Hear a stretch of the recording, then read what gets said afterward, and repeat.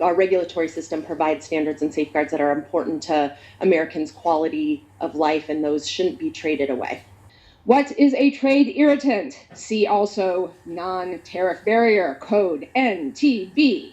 This is not a cheer, this is a problem. These are things that we would otherwise in our world know as our highest environmental, food safety, worker safety standards.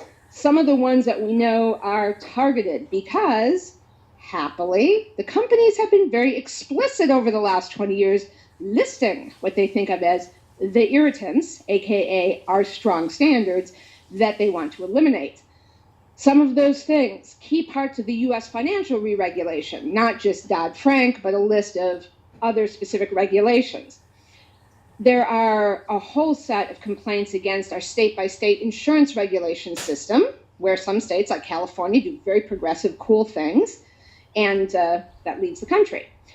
In the European Union, superior food standards, not allowing our foods that are slaughtered in sloppy ways and then dunked in chlorine to kill all of the critters that are remaining in the feces that we tolerate on our chickens, for instance, as well as artificial growth hormones, and European system of segregating and labeling GMO foods. The EU chemical policy reach, you're going to hear more details in each of these issues. Some parts of the EU climate directive have been targeted by US companies, and now NSA, various privacy directives, including the safe harbors policy, which in the European Union means you can't offshore data that's privacy protected unless to a safe harbor, i.e. a place with these kind of protections. And legacy issue, another code word, that would be a trade irritant that has not been axed yet. Next slide. I recommend that you read USTR's analysis of its 2013 report on technical barriers to trade, because it provides really profound insight to what sort of barriers, what sort of regulations USTR and US industry are concerned with. Toy safety. They're very concerned about excessive and onerous standards on toy safety. Biodiesel. Food safety. Food labeling. Apparently Thailand has some new food labeling and food safety standards that has USTR up in arms. Chemical safety. Chemical regulation. Radiation from cell phones. Apparently, some countries are just going overboard in regulating radiation from cell phones. So when we talk about free trade in these negotiations, this is what we are talking about. But it's the 2013 report on technical barriers to trade, authored by the USTR.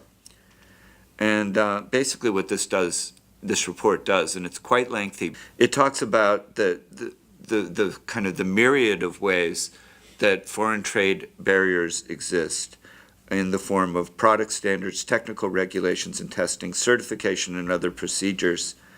And these factors are commonly referred to as standards-based trade measures, which in the USTR parlance is referred to as technical barriers to trade.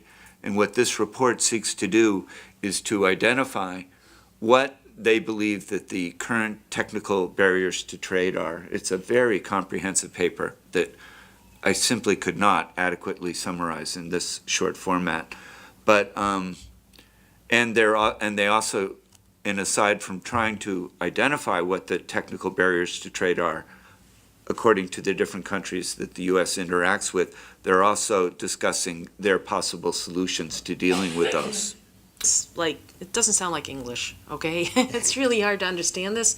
But why this is so important is if the U.S. government calls something a technical barrier to trade, which actually might be something like a Maine standard about seafood safety, something like that, or a provision about how it could be a safety provision about a product or anything like that.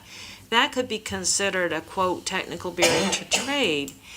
And so it really gets, and so there could be a treaty that says, well, we want to reduce all these barriers, which might be health and safety regulations. We want to reduce these barriers so that trade is more free.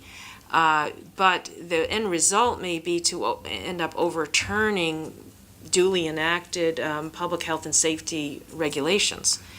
So it is something we might want to get more briefing on later from some of the trade experts if we can convince them to talk to us and also talk to us in English, which sometimes is an issue, just to see how that overlaps with things that Maine has an interest in. And I'll also post the PDF version of this entire document on the website, so anyone can read that, the entire document. Okay. Eco-labels can be an effective tool to give consumers more information about the energy content, the carbon content of the products that they choose, which in turn may allow consumers to make better decisions about the products that they consume, may push manufacturers to make more energy-efficient products. I think it's definitely not the major component, but is certainly a component of a strategy to deal with energy efficiency and to deal with climate change. So on the screen here are just 3 examples of different energy labels. On the left side, there's the US Energy Star label. It marks products that meet high energy efficiency performance standards. The second label is an EU energy label, and actually the EU requires that light bulbs, cars, a range of electrical appliances carry this label, describing, again, the respective energy performance of these products. And the third label is an example of a carbon label. This one is one used in the UK. And this essentially aims, although not perfectly, but it aims to calculate the carbon footprint of a product, which is essentially the total carbon content used in the life cycle of the production of the product. And I think all of these labels could potentially be at risk by TAFTA, by this trade agreement. And that's because environmental labeling, like other labeling and standards, falls within the scope of what will likely be the chapter in this agreement called Technical Barriers to Trade that some other panelists have mentioned. And while there already exists a WTO agreement on technical barriers to trade, the US-EU high-level working group suggested and proposed that this agreement include a Technical Barriers to Trade plus chapter. We don't exactly know what that plus means, but I think it does imply that there can be even less space, less flexibility for these types of environmental labeling, carbon labeling programs, because the chapter would likely build on the existing WTO commitments that already require labels and standards not be more trade restrictive than necessary, not present unnecessary obstacles to international trade, which I think are pretty arbitrary tests that these labels might have to follow. On the next slide, just a point that the idea that some of these energy carbon labeling targets labels might be targeted is not entirely far-fetched. Carol advised us to read the 2013 report on technical barriers to trade that's up on the screen. And in fact, the US Trade Representative does signal out that voluntary labeling programs related to energy efficiency have created substantial barriers to trade. So we do see, again, these labels as one part of the context for addressing energy efficiency and climate change that must not be weakened or undermined by this trade pact.